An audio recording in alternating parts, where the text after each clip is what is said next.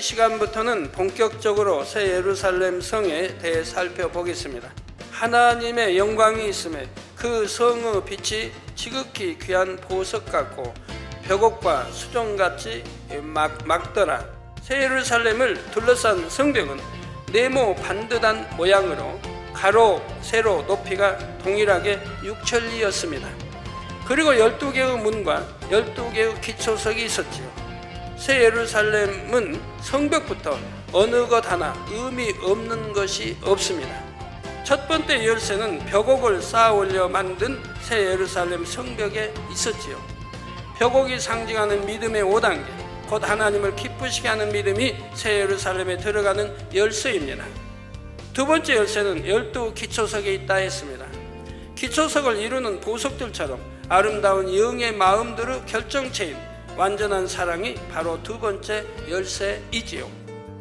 이 두 번째 열쇠는 퍼즐 맞추기처럼 보석 같은 영의 마음 12가지가 모두 임해야 한다 했습니다.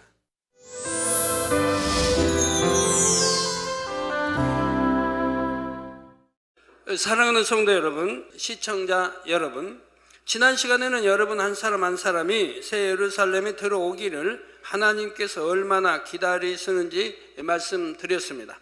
또한 소망을 더하기 위해 새 예루살렘에서 기본적으로 주어지는 두 가지 면류관을 알려드렸지요. 오늘 이 시간부터는 본격적으로 새 예루살렘 성에 대해 살펴보겠습니다. 천국의 다른 처소와 달리 새 예루살렘에 대해서는 성경에 비교적 상세히 기록되어 있지요. 바로 계시록 21장, 22장에 있습니다. 사도 요한이 성령의 감동 가마를 입어서 영안이 열려 본 것을 기록한 것입니다.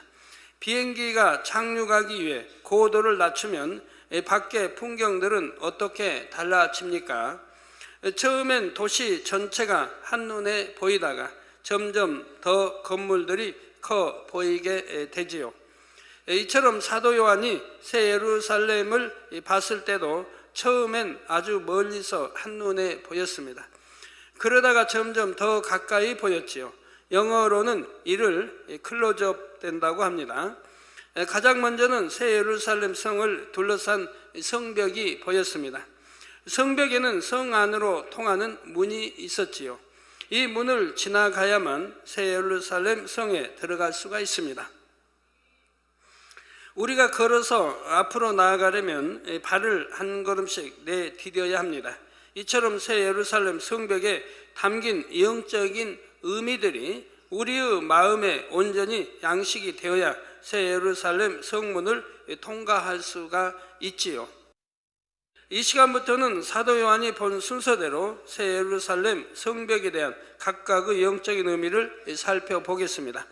이제부터 증거되는 말씀들을 명심하시고 영어로 양식 삼으시기 바랍니다. 그래서 이번 기회를 놓치지 마십시오. 새 예루살렘에 들어갈 수 있는 축복된 기회로 꼭 삼으시기 바랍니다. 모든 성도님들이 이 기회를 꼭 붙잡으셔서 새 예루살렘의 영광에 함께 참여할 수 있기를 주님의 이름으로 축원합니다. 사랑하는 성도 여러분, 우주에서 지구를 바라보면 마치 파란색 공이 공중에 떠 있는 것 같다고 합니다. 이처럼 사도 요한은 새 예루살렘을 멀리서 보고 본문 11절에 다음과 같이 기록했습니다. 하나님의 영광이 있음에 그 성의 빛이 지극히 귀한 보석 같고 벽옥과 수정같이 막더라. 먼저 하나님의 영광이 있다는 말씀은 어떤 의미일까요? 이것은 새 예루살렘 성에서 나오는 빛이 얼마나 위엄있고 웅장하며 호화로운지를 나타냅니다. 여러분들도 장차 새 예루살렘 성을 밖에서만이라도 보게 되면 입에서 탄성이 저절로 나올 것입니다. 이 땅에서 상상했던 것보다 훨씬 더 아름답고 웅장함으로 인해 입이 쩍 벌어질 수밖에 없습니다. 세상 표현으로 기가 막힐 정도로 그 성의 영광스러움에 감탄하게 되지요. 또한 사도 요한도 처음엔 성을 보고 먼저 성의 큰 영광에 놀랐습니다. 그리고 다음엔 새 예루살렘 성의 전체적인 느낌을 보석에 비유했습니다. 11절 후반절에 그 성의 빛이 지극히 귀한 보석 같고 벽옥과 수정같이 막더라 했지요. 새 예루살렘 성의 빛이 전체적으로는 지극히 귀한 보석과 같습니다. 보석 중에서도 벽옥과 수정을 꼽았지요. 이는 새 예루살렘 성에서 나오는 빛이 보석 중에서 벽옥과 수정에서 나오는 빛처럼 지극히 맑고 푸른 빛을 띠었기 때문입니다. 사실 새 예루살렘 성의 성벽은 벽옥으로 이루어졌습니다. 그런데 천국의 벽옥은 이 땅의 벽옥과 전혀 다릅니다. 천국의 벽옥은 푸른 빛이 감도는 보석으로 너무 아름답고 깨끗하지요. 마치 푸른 맑은 물속을 환히 들여다보는 것 같은 느낌입니다. 그 빛깔의 아름다움은 사실 이 땅에 있는 어떤 것으로도 설명하기 어렵습니다. 최대한 가까운 것으로 비유하자면 맑은 물결에 햇살이 반사되어 나올 때의 눈부신 푸른 빛이라 할 수가 있습니다. 새 예루살렘 성 전체적으로 벽옥에 맑고 푸른 빛이 나오는 것은 무엇을 의미할까요? 이는 천국을 예비하신 아버지 하나님의 청아하고 산뜻한 곧 티가 없이 맑고 정직한 의로움을 나타냅니다. 다음으로 수정이 나오고 있습니다. 수정은 크리스탈이라고도 불리지요. 수정도 종류가 매우 다양한데 여기서는 물처럼 맑고 깨끗하며 무색 투명하고 단단한 돌을 말합니다. 수정은 예로부터 장식품으로 널리 사용되었습니다. 이는 색이 맑고 투명하기도 하지만 빛을 받을 때 광채가 뛰어나기 때문입니다. 수정의 빛을 비추면 마치 무지개가 일어나듯이 아름다운 빛을 발하게 됩니다. 하물며 천국의 수정은 얼마나 희망찬란한 빛을 발하겠는지요. 하나님께서는 천국의 보석들의 창조의 능력으로 영광의 광택을 입히셨습니다. 따라서 그 아름다움과 맑고 깨끗함은 이 땅의 보석과는 비교할 수가 없지요. 그래도 이 땅에서 가장 아름다운 빛을 내는 것이 보석이기 때문에 새 예루살렘 성의 빛을 보석에 비유한 것입니다. 사랑하는 성도 여러분, 이제 새 예루살렘 성에 더 가까이 다가가 보겠습니다. 새 예루살렘 성은 영롱하고 찬란한 빛을 발하는 높은 성벽으로 둘러있지요. 이 성벽이 3,000층 내의 다른 처소와 새 예루살렘 구분 짓는 경계선이 됩니다. 새 예루살렘 성을 둘러싼 성벽의 크기가 계시록 21장 16절에 아주 구체적으로 나옵니다. 그 성은 네모가 반듯하여 장광이 같은지라 그 갈대로 그 성을 청량하니 12,000 스타디온이요 장과 광과 고가 같더라 한 것입니다. 새 예루살렘을 둘러싼 성벽은 가로, 세로, 높이가 같은데 그 길이가 12,000 스타디온이라 했지요. 이 12,000 스타디온은 1,500마일과 같으며 또한 2,400km에 해당합니다. 우리나라의 길이 단위인 리로 환산하면 6천리가 되지요. 10리가 4km이기 때문입니다. 새 예루살렘 성의 크기가 이처럼 가로 6천리, 세로 6천리, 높이 6천리인 데에는 중요한 영적인 의미가 담겨 있습니다.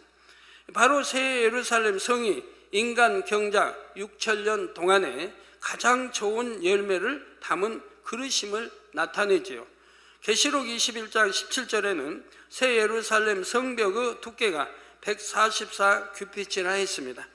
1규빗은 약 45cm이므로 성벽의 두께는 약 65m가 되지요. 여러분 한번 생각해 보세요. 벽옥인데 가로가 6천리, 세로 6천리, 높이 6천리에 이 성과 그 두께가 65m이니까 얼마나 웅장하고 아름답고 웅장하고 크겠습니까? 물론 천국의 청량 기준은 이 땅의 기준과 다를 수 있습니다. 그러나 성경에 기록된 수치를 통해 대략 새 예루살렘 성의 규모를 짐작할 수가 있지요. 여러분, 한번 상상해 보십시오. 두께 65m의 성벽이 가로 6천리, 세로 6천리로 네모 반듯하게 놓였습니다. 게다가 성벽의 높이도 6천리라 했지요. 이를 중국의 만리장성과 비교해 볼까요? 만리는 4,000km입니다. 그런데 사실 만리장성의 지도상의 총 연장은 약 2,700km라고 합니다. 중간에 갈라진 가지들을 모두 일렬로 연결하면 약 6,500km가 되고요. 또한 만리장성의 높이는 약 8.5m이고 성벽의 두께는 아래쪽으로 갈수록 더 두꺼워지지만 평균 약 6m입니다. 새 예루살렘 성벽은 사면 중 한 면의 길이만 해도 6천리, 2,400km이니 총 연장은 24,000리, 즉 9,600km가 됩니다. 새 예루살렘의 넓이가 지금 이 옆에 밑에 나와 있는 인도 넓이보다 훨씬 넓은 거 봅니다. 인도 넓이 네모진 안에 보면 바다도 들어있고 저기 또 다른 나라 땅도 들어서 네모 지금 인도가 들어가 있죠. 그거보다도 새 예루살렘이 훨씬 크다는 거 알 수가 있고요. 저 우측에 있는 거는 한국과 일본을 다 넣어서 중국과 넣어서 지금 표현을 해 놨습니다. 지도상의 새 예루살렘 면적을 표시해 보니 어떤 생각이 드십니까? 새 예루살렘에 들어가는 영혼의 수는 구원받은 모든 영혼의 수에 비하면 그 인원이 매우 적습니다. 구약 4,000년 동안에만 새 예루살렘에 들어갈 사람을 꼽아보면 얼마 안 되지요. 엘리야, 에노, 모세, 아브라함, 다윗, 사무엘, 다니엘과 세 친구, 에스더, 룻 등 그 인원이 그리 많지를 않습니다. 신약시대는 성령의 도우심을 받아 구약시대보다는 더 많이 들어갑니다. 그렇다 해도 구원받은 영혼 전체에 비하면 그 수가 지극히 작은 것입니다. 따라서 새 예루살렘 안에서 한 개인에게 주어지는 땅의 면적은 이 땅의 그 어떤 대저택보다 넓지요. 자, 이제 새 예루살렘의 크기가 어느 정도인지 감이 오시는지요? 그런데 지금까지는 우리가 새 예루살렘을 평면적으로만 생각했습니다.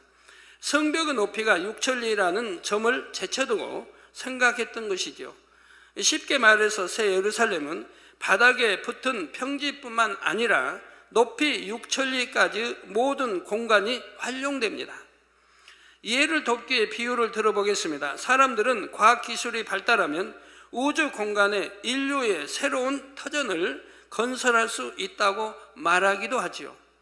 그 공간을 멀리서 보면 공중에 떠 있지만 그곳에 사는 사람들은 땅 위에 사는 것과 똑같이 느끼게 되지요. 새 예루살렘 성의 높이가 6천리라는 것은 이처럼 수직적인 개념의 모든 공간도 활용된다는 것으로 이해하시면 되겠습니다. 영어로 들어가신 분들은 이렇게 말씀하면 이해가 쉽게 되어집니다. 그러나 이해가 안 되시면 그냥 프로 이해하려고 하지 마시고요. 아, 그런가 보다 하고 알고 계시면 되겠습니다. 천국은 영의 공간이기에 땅이나 건물이 어떤 기계적인 장치를 통해 공중에 떠 있는 것이 아닙니다.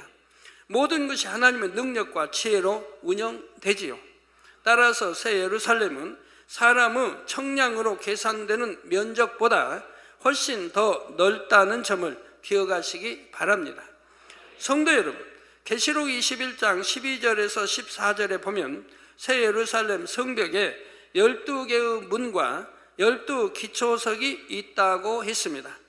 12문의 배치는 동편에 몇 개? 몇 문? 동편에 3문, 북편에 3문, 남편에 3문, 서편에 3문, 합 12문이 있습니다. 따라서 성벽을 따라 2천리, 즉 800km마다 문이 하나씩 있는 것입니다. 이 12문마다 당당하고 위험 있는 모습의 큰 천사가 서 있습니다. 그리고 각 문들 위에는 이스라엘 12지파의 이름들이 기록되어 있지요. 여기서 이스라엘 12지파는 영적으로 믿음으로 구원받은 하나님의 모든 자녀를 상징합니다. 육으로는 이스라엘 12지파만이 정식 아브라함의 후손이지만 영으로는 누구든지 믿음으로 아브라함의 자손이 될 수 있기 때문입니다. 갈라디아서 3장 29절에도 너희가 그리스도께 속한 자면 곧 아브라함의 자손이요. 여러분이 그리스도께 속해 있습니까? 아닙니까? 그리스도 안에 속해 있죠. 그리스도께 속한 자면 곧 아브라함의 자손이라 이 말입니다. 아브라함의 자손, 믿음의 조상인 아브라함의 자손이요, 약속대로 유업을 이을 자니라. 즉 하나님의 자녀로서 천국을 받는다 이 말입니다. 들어간다 이 말입니다. 따라서 새 예루살렘 성의 12문은 믿음으로 하나님의 자녀가 된 모든 사람에게 활짝 열려 있지요. 세계 어느 나라 어느 민족이라 할지라도 믿음으로 구원받은 하나님의 자녀라면 새 예루살렘을 침노할 수 있습니다. 그런데 이스라엘 12지파도 지파마다 각각의 성향이 다릅니다. 이처럼 새 예루살렘에 들어가는 영혼들의 성향에 따라서 들어가는 문이 달라지지요. 이는 영광의 크기가 다르다는 의미가 아니라 빛깔과 향이 다르다는 의미입니다. 다음으로 새 예루살렘 성벽에는 기초석도 12개가 있습니다. 기초석이란 주춧돌이라고도 하며 건축물의 기둥을 받쳐주는 돌입니다. 따라서 새 예루살렘 성벽에는 12개의 기둥이 있음을 알 수가 있죠. 각 기둥을 받치는 기초석에는 어린 양의 12사도의 12 이름이 새겨져 있습니다. 곧 우리 주님의 12 제자의 이름이 기록되어 있는 것입니다. 여기서 12 제자는 성결되어 하나님의 나라를 위해 생명을 드리기까지 온전히 충성한 사람들을 상징하지요. 바로 이런 사람들이 새 예루살렘에 들어갈 수 있음을 알려주시는 것입니다. 그러면 예수님을 팔아넘긴 가룟 유다의 이름도 12 기초석 중에 새겨져 있을까요? 네, 그렇지는 않습니다. 가룟 유다는 저 지옥, 지금 같으면 지옥 가기 전에는 아랫 음부의 4단계, 지옥도 4단계로 나눠집니다. 1단계, 2단계, 3단계, 4단계. 4단계가 가장 큰 죄인, 죄를 많이 짓고 또 어떤 주동하고 이제 거기에 그런 이제 큰 죄인들이 가는 곳이고요. 그 다음에 이제 그런 주동하고 했던 또 하나님 나라를 회파하려고 하고 뭐 또 성령 해방 이러한 여러 가지 그런 중죄인을 도와준 사람들은 또 지옥에 3단계 들어가고요. 그보다 가벼운 거는 2단계 또 1단계가 있겠습니다. 가룟 유다는 지옥에 4단계 들어가 있는 것이죠. 자, 사도행전 1장 15절 26절을 보면 가룟 유다를 대신하여 사도의 직무를 감당할 사람을 보충하는 과정이 잘 나와 있습니다. 예수님께 가르침을 받았던 사람 중에서 한 사람을 제비 뽑았는데 마띠아가 뽑혔지요. 이 마띠아가 새로이 뽑혔다는 것은 첫째 이스라엘 민족이 아닌 다른 민족에게도 구원의 문이 열림을 의미합니다. 둘째로는 주님의 부활 승천 이후 오늘날까지 하나님께서 친히 택하시고 쓰시는 종들도 모두 주님의 제자 중 한 사람임을 뜻하지요. 이제 12문엔 12지파의 이름이 12기초석엔 12사도의 이름이 새겨져 있는 의미를 종합해 보겠습니다. 이는 누구라도 믿음으로 구원받고 성결되어 생명 다해 온전히 충성하면 새 예루살렘에 들어갈 수 있다는 뜻이 됩니다. 성도 여러분, 지금까지 12이라는 숫자가 여러 번 나왔습니다. 성문도 12개요, 기초석도 12개요, 이스라엘의 민족도 12지파요, 주님의 제자도 12명이지요. 하나님의 중요한 섭리를 설명할 때는 꼭 10이라는 숫자가 등장합니다. 이것은 12이 영적으로 매우 중요한 의미를 지녔기 때문입니다. 요한복음 11장 9절에 낯이 12시가 아니냐, 사람이 낮에 다니면 이 세상의 빛을 보므로 실족하지 아니하고 했지요.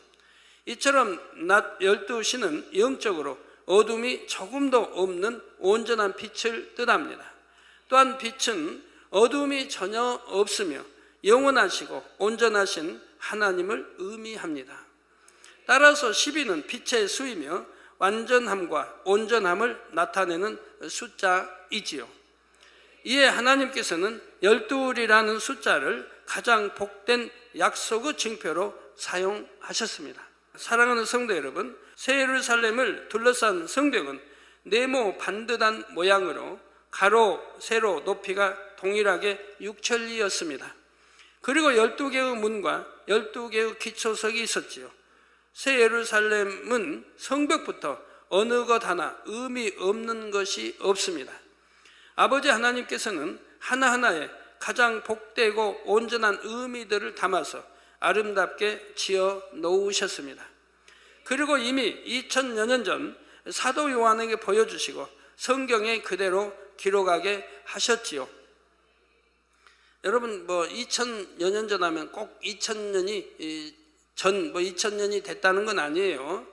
약 2000년에서 또 사도 요한이 이걸 이제 보고 기록할 때는 근 100세에 가까웠기 때문에 거기에서 또 100을 빼야 하는 것이고요. 그래서 그렇게 복잡하게 하면요.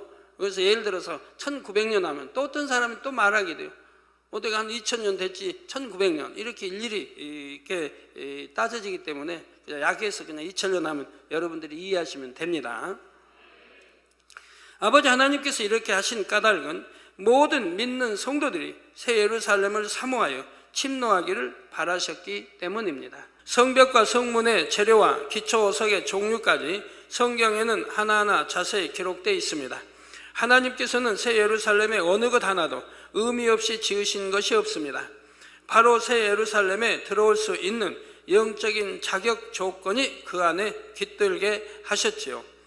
그래서 새 예루살렘의 성벽과 성문과 기초석들에 담긴 영적인 조건에 합당한 사람이 들어올 수 있게 하신 것입니다. 이는 다시 말해 새 예루살렘에 들어갈 수 있는 방법이 성곽 곳곳에 숨겨져 있다는 뜻이 되지요. 이제 성벽과 기초석들에 담긴 의미를 하나씩 풀어보도록 하겠습니다. 성도님들은 마치 숨은 그림 찾기를 하듯이 새 예루살렘 열쇠들을 하나씩 찾아서 여러분의 것으로 삼으시기를 바랍니다.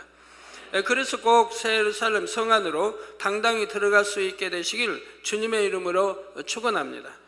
사랑하는 성도 여러분, 새 예루살렘 성 안으로 들어갈 수 있는 첫 번째 열쇠는 성벽에 숨겨져 있습니다. 본문 18절에 보면 새 예루살렘을 둘러싼 성벽이 벽옥으로 이루어졌다 했지요. 이 땅에서 담장을 칠 때 나무나 넝쿨 식물을 심기도 하지만 대개는 벽돌을 쌓아 올립니다. 그런데 새 예루살렘 성벽은 벽옥을 쌓아 올렸습니다. 가로, 세로, 높이까지 6천리인 성벽이 온통 벽옥으로 이루어졌다니 그 이용이 얼마나 장관일까요? 천국의 벽옥은 이 땅의 벽옥과는 다릅니다. 이 땅의 벽옥은 대체로 불투명하지요. 색깔은 녹색, 홍색, 황록색, 적색 등 다양하며 여러 색이 섞여 알록달록한 것도 있습니다. 이 땅의 벽옥은 보석 중에서도 비교적 값이 싼 편에 속하지요. 강한 충격을 받으면 깨질 수도 있습니다. 반면 천국의 벽옥은 결코 변질되거나 깨지지 않습니다. 푸른 빛이 감도는 흰색을 띠면서 매우 맑고 투명하다 했습니다. 이 땅의 것으로 최대한 가깝게 비유하자면 맑은 물결에 햇살이 반사되어 나올 때의 눈부신 푸른 빛과 같다 했고요. 아버지 하나님께서 이 벽옥을 새 예루살렘 성벽의 재료로 택하신 이유는 무엇일까요? 그것은 벽옥이 영적으로 믿음을 뜻하기 때문입니다. 믿음은 신앙생활에서 가장 기초이며 필수 요소이죠. 믿음이 없으면 구원받을 수 없고 하나님을 기쁘시게 할 수도 없기 때문입니다. 새 예루살렘에 들어가기 위해서는 하나님을 기쁘시게 하는 믿음을 가져야 하지요. 곧 믿음의 장성한 분량인 5단계에 이르러야 하는 것입니다. 벽돌을 하나씩 쌓아 올려 높은 담장을 만들듯 믿음을 상징하는 벽옥을 쌓아 6천리 높이의 새 예루살렘 성벽이 됐지요. 우리 하나님도 그러시지만 우리 구원받는 것도 그렇고 또 하나님의 인간 경제의 역사도 6천년에 이렇게 또 완성되는 것이고요. 자, 이는 믿음의 최고 수준인 5단계에 이르러야 새 예루살렘에 들어갈 수 있음을 나타냅니다. 믿음의 5단계에 이르는 방법은 믿음의 분량 설교를 통해 상세히 말씀드렸습니다. 더 알기 원하는 분은 책자나 예전 설교 말씀을 통해 자신의 믿음의 현주소를 깨닫고 믿음의 성장을 이루시기를 바랍니다. 벽옥으로 만들어진 새 예루살렘 성벽은 하나님의 영광의 빛으로 맑고 투명한 빛이 납니다. 벽면에는 여러 가지 무늬가 새겨졌고 아름다운 장식도 되어 있습니다. 성벽은 물속을 들여다보는 것처럼 투명하지만 성 밖에서는 안이 보이지 않지요. 반대로 성 안에서는 성 밖이 환히 보입니다. 분명 성벽이 있는데도 없는 것처럼 느껴지지요. 그래서 성벽의 높이가 6천리나 된다 해도 답답하거나 갇힌 느낌이 들지를 않습니다. 성도 여러분, 이제 새 예루살렘 성 안으로 들어갈 수 있는 두 번째 열쇠가 있는 것을 말씀드리겠습니다. 첫 번째 열쇠는 벽옥으로 만들어진 새 예루살렘 성벽에 숨겨져 있었지요. 그리고 믿음의 5단계인 하나님을 기쁘시게 하는 믿음이 첫 번째 열쇠라 했습니다. 두 번째 열쇠는 12 기초석에 숨겨져 있습니다. 12 기초석은 12개의 보석으로 이루어졌지요. 각 보석들은 특별한 영의 마음을 상징합니다. 마태복음 5장의 팔복과 고린도전서 13장의 영적인 사랑, 갈라디아서 5장의 성령의 9가지 열매가 12 보석 안에 다 담겨 있지요. 따라서 이 12 보석의 마음을 종합하면 아버지 하나님의 마음이요 예수 그리스도의 마음이 됩니다. 또한 12보석이 각각 상징하는 영의 마음들의 결정체는 완전한 사랑이라 할 수가 있습니다. 주님께서는 이 완전한 사랑으로 율법을 완성하셨지요. 그런데 완전한 사랑을 이루기 위해서는 믿음도 있어야 하고 희생도 있어야 합니다. 또한 열정과 충성과 자비도 있어야 하며 때론 절제도 있어야 하지요. 이처럼 여러 영의 마음의 결정체가 바로 완전한 사랑인 것입니다. 따라서 아버지 하나님께서는 12 기초석을 한 가지 보석으로만 만들지 않으셨습니다. 영의 마음의 각 분야를 상징하는 12개의 보석으로 만드셨지요. 성도님들도 이 보석과 같은 영의 마음을 여러분의 마음에 온전히 이루면 새 예루살렘에 들어갈 수가 있습니다. 종합적으로 다시 말씀드리면 새 예루살렘에 들어가는 두 번째 열쇠는 완전한 사랑입니다. 이 완전한 사랑은 12 기초석에 담긴 영의 마음들을 모두 종합한 것이죠. 그래서 여러분 새 예루살렘에 들어가는 믿음의 5단계 아니면 온영 이런 거 어렵게 생각하지 마세요. 뭘로 측정하냐? 전에 설명 다 해드렸죠. 마태복음 5장에 있는 팔복, 또 사랑장에 있는 바로 사랑, 거기에 또 성령 9가지 열매, 이걸 종합하여 이룬 마음, 이것이 믿음의 5단계요, 온영이요, 새 예루살렘에 들어갈 수 있는 그릇 준비 완료된 분인 것입니다. 근데 그것도 이제 판정 기준이지만 또 지금 나오는 벽옥, 또 이렇게 설명되어지는 이것도 종합해 보면 바로 새 예루살렘에 들어가는 믿음인 것이라 이 말입니다. 표지를 맞추기를 할 때 모든 조각이 제자리를 찾아야 온전한 그림이 완성되지요. 이처럼 새 예루살렘 두 번째 열쇠가 제 기능을 발휘하려면 12가지 영의 마음이 함께 있어야 합니다. 이제부터 12 기초석 각각에 담긴 영의 마음은 무엇인지 말씀드리겠습니다. 성도님들의 마음에는 보석 같은 영의 마음이 얼마나 임했는지 점검되는 복된 시간이 되시기를 바랍니다. 첫째 기초석은 벽옥입니다. 이 벽옥이 상징하는 영의 마음은 믿음입니다. 앞서 성벽의 재료도 벽옥이라 했지요. 성벽의 재료로서 벽옥이 상징하는 믿음은 믿음의 5단계, 곧 하나님을 기쁘시게 하는 믿음이었습니다. 믿음으로만이 하나님을 기쁘시게 할 수 있다라고 또 성경이 말씀하고 있죠. 기초석으로서 벽옥이 상징하는 믿음은 육적인 믿음과 반대인 영적인 믿음을 나타냅니다. 영적인 믿음은 어떤 믿음입니까? 하나님의 모든 말씀을 중심에서 온전히 믿는 믿음이지요. 육적인 믿음은 이와 반대로 내 생각과 이론과 지식에 맞는 것만 믿습니다. 영적인 믿음을 가진 사람은 한번 믿은 것은 끝까지 변함없이 믿습니다. 반대로 육적인 믿음을 가진 사람은 처음엔 믿는다 했으나 응답이 오지 않으면 계속 그 믿음을 유지하지를 못하지요. 그래서 하나님의 말씀대로 순종하지 못하고 한두 번 행하다가 그만두기도 합니다. 영적인 믿음을 가진 사람은 하나님의 말씀을 변함없이 믿게 항상 순종 후 행함이 따릅니다. 이처럼 하나님의 말씀을 변함없이 믿고 온전한 순종 후 행함을 보인 인물로 누가 떠오르십니까? 여러 믿음의 선진들이 있지만 대표적으로 믿음의 조상 아브라함을 들 수가 있지요. 믿음의 조상이라는 명칭에 걸맞게 아브라함은 참으로 온전한 믿음의 행함을 변함없이 나타내 보였습니다. 아브라함은 75세에 하나님으로부터 놀라운 축복의 말씀을 받습니다. 바로 아브라함으로 큰 민족을 이루고 복의 근원이 되게 하시겠다는 약속이지요. 아브라함은 이 말씀을 믿고 본토 친척 아비집을 떠났지만, 자, 그럼 여러분에게 이런 큰 참 축복의 말씀을 하나님 주셨다고 해봐요. 그럼 여러분 어찌 하시겠습니까? 아마 근심부터 나올 겁니다. 근심부터.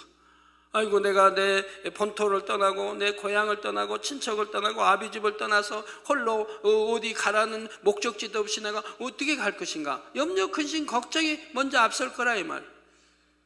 그러나 앞서도 순종하는 사람도 있을 게고 순종하지 못하는 사람도 많이 있을 게고요.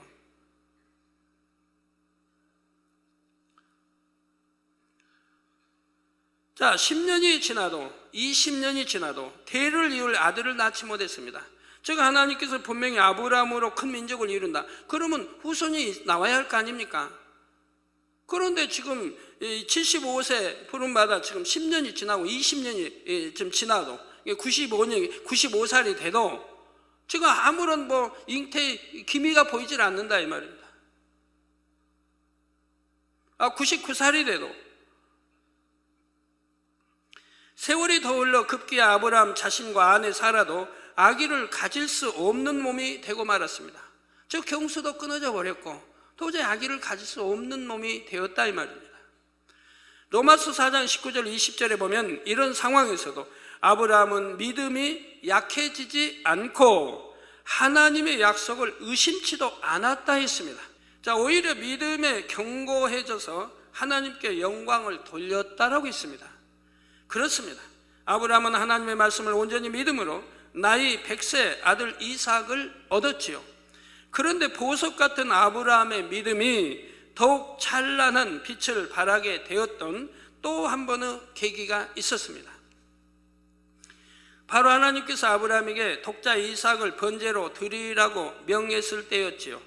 이에 아브라함은 독자 이삭을 통해 무수한 후손을 주시겠다 약속하신 하나님의 말씀을 의심하지 않았습니다. 하나님의 말씀에 대한 믿음이 확고하니 이삭을 번제로 드린다 해도 하나님께서 다시 살리실 것이라 생각했지요.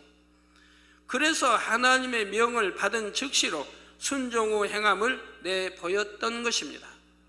이러한 아브라함에 대해 창세기 22장 12절에 내가 내 아들 내 독자라도 내게 아끼지 아니하였으니 내가 이제야 내가 하나님을 경외하는 줄을 아노라 말씀을 했습니다. 이로써 아브라함은 믿음의 조상이 되기에 전혀 손색이 없게 되었지요. 또한 아브라함의 후손을 통해 이스라엘 민족이 형성되므로 그 믿음의 열매는 육으로도 풍성히 맺혔습니다. 성도 여러분, 영적인 믿음이란 이런 것입니다. 하나님을 믿기에 하나님께서 하신 말씀을 믿고 그대로 순종하는 것이지요. 하나님의 말씀이 자기 생각이 맞지 않아도 영적인 믿음을 가진 사람은 그대로 믿고 행합니다. 하나님의 말씀대로 행하면 자신에게 불이익이 올 것 같아도 오직 말씀대로 행하지요. 바로 하나님의 말씀대로 행하면 자신에게 불이익이 올 것 같아도 오직 말씀대로 아브라함은 또 행했고 영의 믿음은 행하는 것입니다. 하나님은 살아계시기에 이처럼 참 믿음을 내 보이는 자녀들에게 반드시 하나님의 능력을 나타내 주십니다. 자녀들이 믿고 의지한 하나님의 말씀이 참이라는 것을 증명해 주시지요. 예를 들어 베드로가 예수님의 말씀을 믿고 순종했을 때마다 어떤 일이 일어났습니까? 깊은 데로 가서 그물을 내리라는 말씀대로 순종했을 때는 그물이 찢어질 정도로 많은 양의 고기를 잡았죠. 또한 성전세로 낼 동전을 구하기 위해서 예수님께서는 베드로에게 바다에 가서 낚시로 고기를 잡으라 하셨습니다. 그럼 이때도 베드로가 그랬을까요? 아이고 어떻게 참 바다에 낚시를 던진다고 고기가 물려오면 거기에서 동전이 나옵니까? 라고 질문했나요? 아닙니다. 무조건 순종했습니다. 그렇기 때문에 역사가 일어난 거라 이 말입니다. 그래서 순종할 수 있는 제자를 보낸 것이고요. 여러분도 무조건 순종한다면 축복받지 못할 뻔한데, 지금 말 같은 아이고 나한테 뭐 지시하면 순종 나는 할 텐데 하지만 지금까지 많이 겪어봤지만 순종하지 못합니다. 내 생각이 안 맞으면, 내 지식이 안 맞으면, 내 경험이 안 맞으면.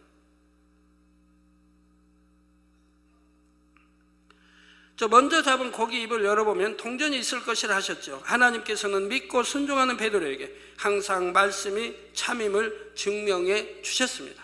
이처럼 영적인 믿음은 사람의 힘과 지혜로는 불가능한 일도 얼마든지 가능케 하는 놀라운 능력을 발휘합니다. 자, 이처럼 영적인 믿음이 보배 중의 보배이므로 새 예루살렘의 12기초석 중 첫째를 차지한 것입니다. 성도 여러분, 둘째 기초석은 남보석입니다. 남보석은 일명 사파이어라고 불리는 투명한 남색의 보석입니다. 이 남보석에 담긴 영의 마음은 무엇일까요? 바로 곧음과 절개이지요. 하나님의 진리 안에서 한번 뜻을 정했으면 세상의 어떤 유혹이나 위협에도 굴하지 않고 결코 흔들리지 않는 진실 자체의 마음입니다. 이 남보석과 같은 진실의 빛이 마음에서부터 곧게 뻗어나왔던 인물로는 누가 있을까요? 대표적으로 다니엘과 세 친구를 들 수 있습니다. 먼저 다니엘은 왕의 명령이라도 그것이 하나님의 뜻에 어긋날 때는 결코 따르지 않았습니다. 그로 인해 사자굴에 던져질 것을 알았지만 한번 정한 마음은 조금도 흔들리지 않았지요. 하나님께서는 이러한 다니엘의 믿음의 절개를 너무도 기쁘게 받으셨습니다. 천사를 보내어 사자 입을 봉하심으로 다니엘이 조금도 상하지 않게 지켜주셨죠. 그럼 이 다니엘의 어떤 마음이 이 곧은 절개, 이런 참 변함없는 이런 마음을 하나님 기뻐하십니까? 분명히 주위에서 유혹도 왔을 겁니다. 한 달간만 기도시면 되지 않습니까? 하나님이 다 보고 계시는데. 만약에 왕의 명령에 불순종하면, 사자밥이 되면 오히려 하나님의 영광을 가리고 얼마나 많은 사람들이 비웃겠습니까? 또 다니엘을 이렇게 사자굴에 넣기 위해서 이렇게 계획했던 악한 자들이 얼마나 쾌계를 부리고 좋아하겠습니까? 그러니까 다니엘 총리님, 한 달간만 기도를 쉬시죠. 아니면 한 달간만 창문을 열지 말고, 예루살렘을 향해 평소 창문을 기도한 창문을 열지 말고 닫고 기도를 하시죠. 아니면 소리 내지 말고 기도하시든가, 아니면 이불을 뒤집어 쓰고 한 달간만 기도하시든가. 여러 말이 나올 수 있지 않습니까? 다니엘의 마음을 요동하기도 하고 변개하려고 하는 말도 있을 거고요. 가족도 마찬가지일 거고요. 그렇지만 다니엘은 변개하지도 않았고 흔들리도 않았습니다. 한번 믿은 하나님, 곧은 절개, 굽히지 않고 사자굴에 들어갈 줄을, 분명히 사자밥이 될 줄을 알면서도 창문을 열고 평소와 다름없게 하루에 3차례씩 감사하며 기도했던 것을 봅니다. 어찌 하나님이 기뻐하지 않으시겠습니까? 그러니 사자굴에 던짐을 받았다 할지라도 사자 입을 하나님의 사자가 와서 봉하심으로 하나도 상의할 수가 없는, 다치지 않냐고 오히려 더 크게 인정받고 왕의 사랑, 국민의 사랑을 받고 하나님께 크게 영광 돌리는 다니엘이 됐던 걸 봅니다. 다니엘 세 친구도 마찬가지입니다. 다니엘 3장에는 다니엘의 세 친구가 어떻게 믿음의 절개를 지켰는지 나옵니다. 다니엘의 세 친구는 우상에게 절하라는 왕의 명령을 따르지 않아 붙잡혔지요. 참 신은 오직 하나님 한 분이시며 하나님만이 경배받으실 분이시기에 그들은 결코 우상에게 절할 수 없었습니다. 그러면 마음으로는 하나님을 경배하면서 순간의 위기를 모면하기 위해 거짓으로 우상에게 절하면 안 될까요? 예, 안 됩니다. 하나님께서는 율법에 어떤 우상에게도 절하지 말라고 분명히 명시해 놓으셨기 때문이지요. 마음이 곧고 진실로 하나님을 경외하는 사람은 이처럼 타협할 수 없는 것입니다. 다니엘의 세 친구는 우상에게 절하지 않으면 극렬히 타는 풀무에 던져질 상황에서도 전혀 마음이 흔들리지 않았습니다. 자, 살기등등한 왕의 위협에 조금도 굴하지 않고 오히려 더욱 담대히 믿음의 고백을 했지요. 다니엘서 3장 17절 18절에 만일 그럴 것이면 왕이여 우리가 섬기는 우리 하나님이 우리를 극렬히 타는 풀무 가운데서 능히 건져내시겠고 왕의 손에서도 건져내시리이다. 그리 아니하실지라도 왕이여 우리가 왕의 신들을 섬기지도 아니하고 왕의 세우신 금 신상에게 절하지도 아니할 줄을 아옵소서 했습니다. 다 믿음의 고백입니다. 하나님이 구해주실 것이라 이 말입니다. 설령 구해주지 아니하신다 할지라도 우리는 결단코 우상에 절하지 않겠고 왕의 명령에 하나님 말씀 예배되는 것이니까 순종하지 않겠다고 지금 고백하는 거예요.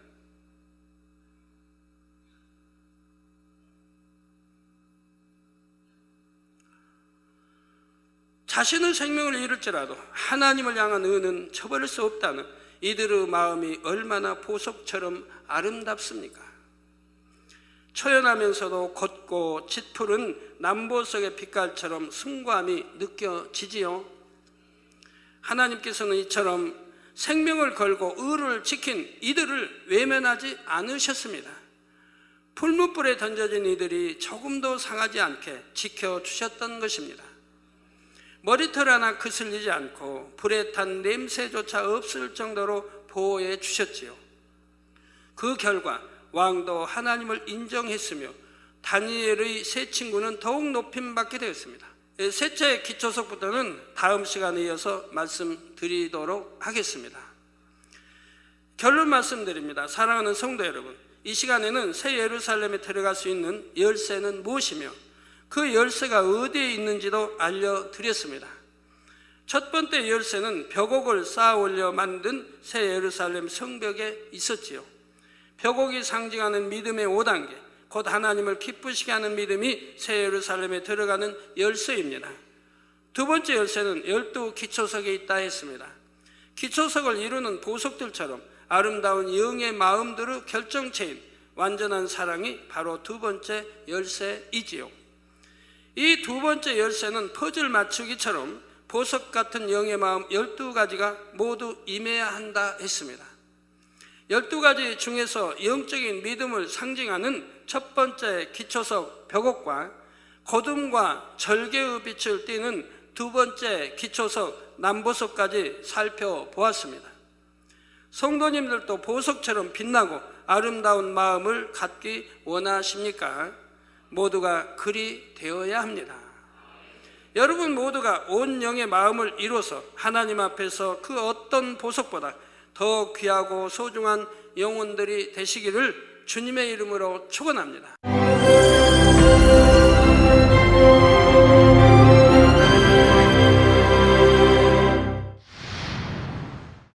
할렐루야. 전능하신 사랑의 아버지 하나님, 이 시간 기도받는 모든 성도님들 위해 안수하여 주옵소서.